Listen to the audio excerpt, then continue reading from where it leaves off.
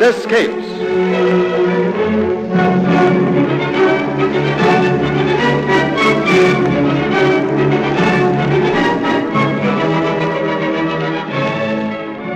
"40 years ago, the whole of the civilized world was shaken by the Dryfuss case. France, still suffering from her defeat by the Prussians in 1870 and struggling to build up her military strength for the next war, was in a state of nervous tension. Our story begins in the office of General Mercier, the Minister for War.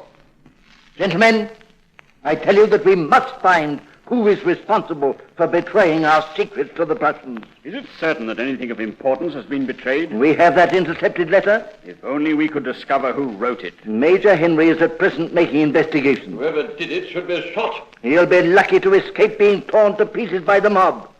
And if we don't find the traitor soon, the Paris mob is already beginning to accuse us of being the traitors. Gentlemen, come to the window. Listen. Yes. I was nearly mobbed myself as I came through the entrance. Gentlemen, we must find the man who is guilty. What if he should be one of ourselves? One of us? Impossible. I mean one of the staff corps. A gentleman. No gentleman of France could betray his country. Well, what is it? Oh, it's you, Henry.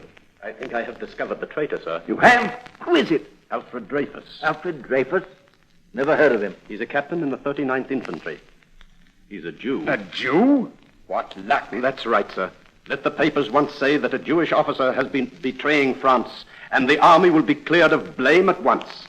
We'll be as popular as ever again. What is your proof, Major Henry? What I did, sir, was this.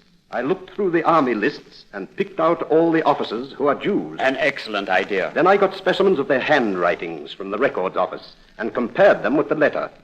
The only one with any resemblance was that of Dryfuss. I see. We can have the trial held in camera with only responsible military officials admitted. On the ground that otherwise valuable information might be conveyed to the ears of the Prussians. In addition, we can actually exclude Dryfuss and his counsel from the court while evidence is being heard. Can we? On the ground that his counsel, being a civilian, and Dryfuss, being already a traitor, must have no chance to gain access to military secrets. Can we do that? We'll have to see that the right judges are appointed, sir. Judges who are sympathetic towards our ideals. But suppose the letter isn't in Dryfuss' handwriting after all. The letter concludes with the words, "I would remind you of the hydraulic control of the gun, and I send you a note on the troops in Madagascar." Yes? I'll get him to write those very words so that we can compare them with the letter. First of all, we must ask him to call at the Ministry of War, and we'll put him through a test then. Lucy, are you there? Yes, Alfred. What is it? I've received orders to report tomorrow at the Ministry of War. Alfred, how wonderful. It must mean promotion. Well, I suppose so. My dear, you've worked hard for it. I'm sure there's not another man in the whole of the army who works as hard as you do. I'm afraid the army doesn't give promotion for hard work. It's so unfair, this discrimination. Just because you're a Jew. Never mind, Lucy, my dear. I suppose I'm lucky to be allowed to hold rank at all. There's just one thing that puzzles me. What's that? They want me to wear civilian clothes. Oh, it's just one of their silly ideas. Tomorrow night when you come home, you'll be wanting a new uniform. A new uniform?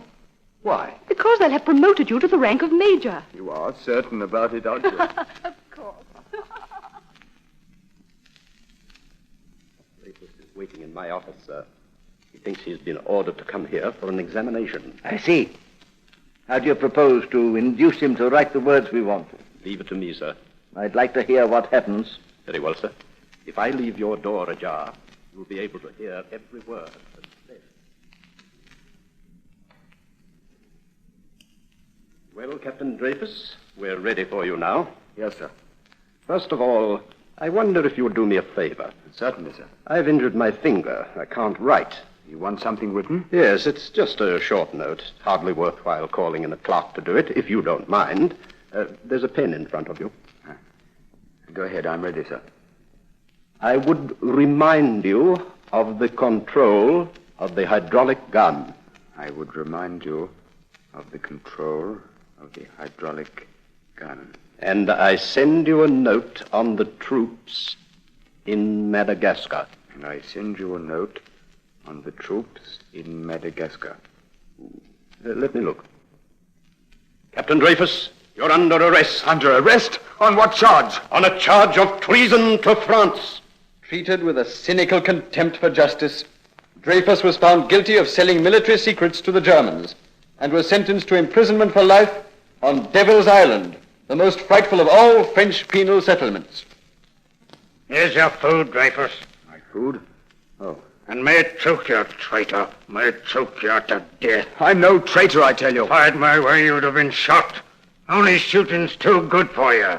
Have you any letters from Paris? Now, It's 3 months since I had my last bet. you ought to have no more letters, see? Orders from Paris. Oh, orders from Paris. And you're not to be allowed to speak to the other convicts in case you might corrupt them. I tell you, someday I'll be proved innocent. Will you, really? Don't stand there shivering, pretending you're ill. My friends are working for me. Are they? Then they're wasting their time. My good life. You wish to see me, Colonel Picard? Yes, Madame Dryfuss. I am convinced a dreadful injustice has been done your husband. Oh, to hear these words from a member of the General Staff. I know that your husband did not write that letter. Who was it? I'm almost sure it was a fellow called Limer, a professional informer, a spy. But he is not the man who's behind it all. Who is behind it? Major Esterhazy. Major Esterhazy of the General Staff. Yes. But I can't believe it. He comes of an aristocratic family. Have you not yet realized that it's the aristocratic families who have conspired against your husband? It is just possible that with my friends I may be able to rescue him from Devil's Island. You are most kind, Colonel Picard. But that would be no escape for my husband. The world would still think him a traitor. I understand, madame. But have no fear. I will prove your husband is innocent. Well, Henry? Colonel Picard is hard on my track, sir. What's he found out? He knows that the letter wasn't written by Dryfuss. He suspects that Major Esterhazy is the man who is guilty. You think, then, that Dryfuss is innocent? Well, sir, If Captain Dryfuss is innocent, he must be released. if Captain Dryfuss is released and Major Esterhazy is found guilty, the army will be ruined. It may be unfortunate that Captain Dryfuss should suffer, but it is sometimes necessary that one man should be sacrificed for the good of the people. You wish to see me, Madame Dryfuss? Monsieur Zola, I appeal to you on behalf of my husband. To do what? To have my husband freed. You overrate my powers, madam. I am merely a simple writer. You are the greatest writer of France. Always the weight of your pen has been thrown on the side of truth and justice. You flatter me, madam. I have long since retired from active participation in politics. Politics? Is that all you can see in this case? For 2 years now my husband has been at Devil's Island. He is 37, but I am told that he now resembles a man of 60. He is kept in solitary confinement, ill, constantly threatened with death. But that is only his misfortune as an individual. Something more important than my husband is at stake. Even I, his wife who love him, say that. What is it? Justice and the honor of France. How do I know that what you say is true? Colonel Picard will confirm every word I say. Already he has been to the Minister for War, but the Minister refuses to reopen the case. Very well, madam. I will investigate your husband's case. If I come to the conclusion that he is innocent, I will write articles. I will do all I can to secure his release. I will even make speeches in the streets.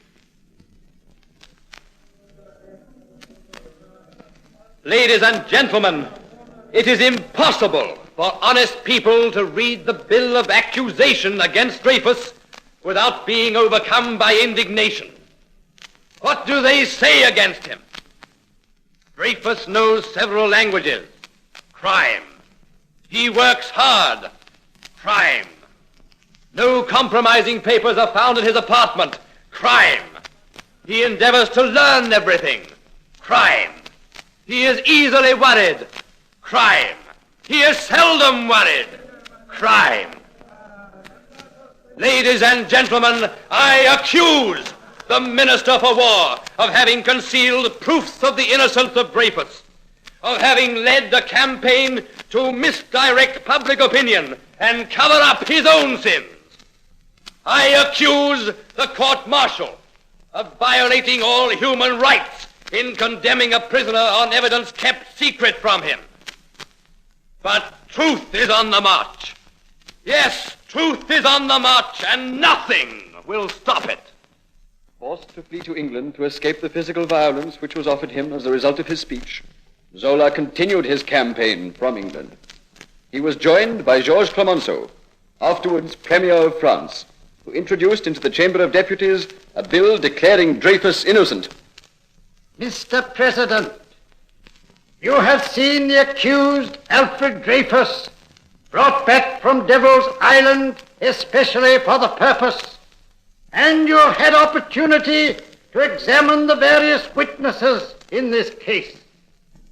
In the minds of all just people, Major Esterhazy is the man who is guilty. But Major Esterhazy has cheated the vengeance of the people. He has committed suicide. Yes, he has committed suicide this afternoon, admitting his guilt.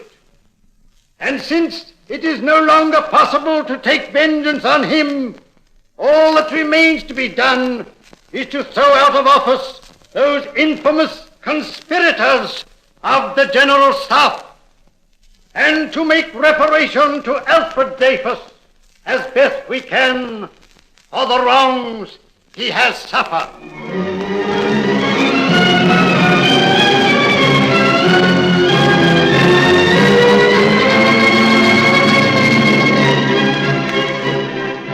After 11 years' imprisonment at Devil's Island, Dryfuss was restored to the army with the rank of major by the overwhelming vote of the Chamber of Deputies.